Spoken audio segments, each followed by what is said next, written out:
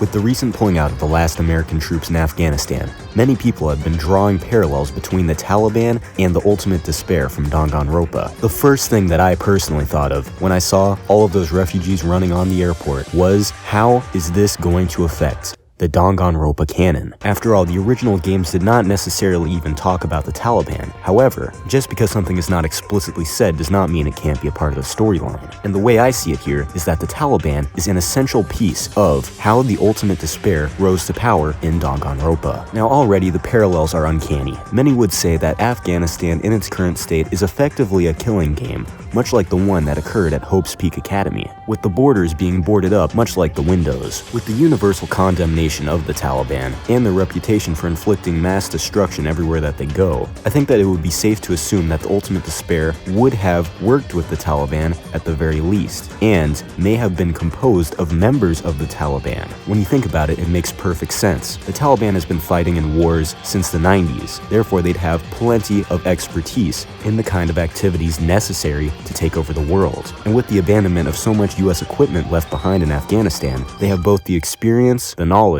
and the technology in order to accomplish it. Now that's one truth bullet that Biden can't dodge. In this sense, international human rights courts would act as the classroom trial, with everyone in Afghanistan currently being the ultimate unlucky student. However, the way I see the ultimate despair as having occurred is that the Taliban is only one step. Effectively, it would be a coalition of like-minded groups taking over with the intent to cause despair everywhere that they go. And I've gotta say that these scenes of mass destruction and an overall lack of freedom for the average person, especially women, would appear to be the ultimate Danganronpa reference. And yet, there's still so many questions left unanswered. Why was Monokuma spotted inside of the palace? Is Junko truly the secret leader of ISIS? Why wasn't Osama bin Laden afforded a proper class trial in accordance with the rules of Danganronpa? Sadly for us, I don't have all the answers right now.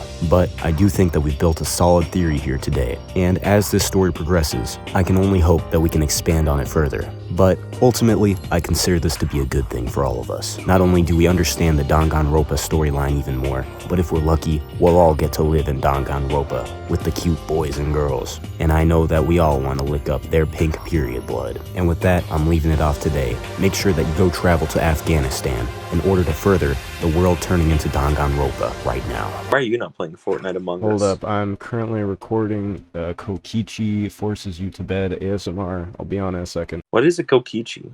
That's what I'm trying to figure out myself. What about Kokichi Femboy Hypnosis? Is that Is real? that like some fucking Danganronpa shit, dude? It's like fucking Gotcha 13 plus again. Oh my god.